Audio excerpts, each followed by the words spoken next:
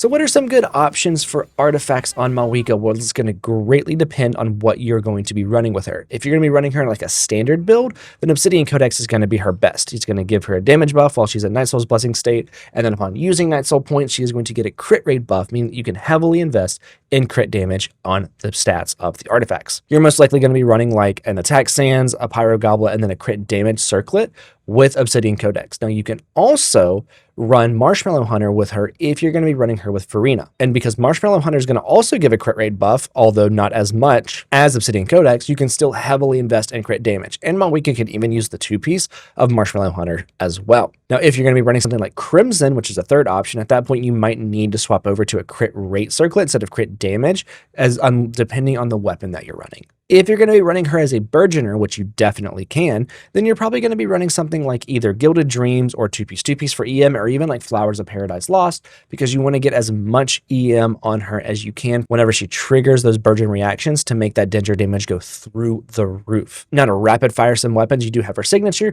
you do have Beacon of the Reed Sea, you do have Tidal Shadow, you've got Wolf's Gravestone, you've got Serpent Spine, you've even got the Natlan craftable weapon, unless you're running her Burgeon. Then you're going to have like Blood-Tainted Greatsword, Mailflower, which I don't have, or Rain Slasher to get EM. Now that's going to be it for this video. If you enjoyed it, make sure you comment, like, subscribe, all this fun stuff, and I will see you in the next one.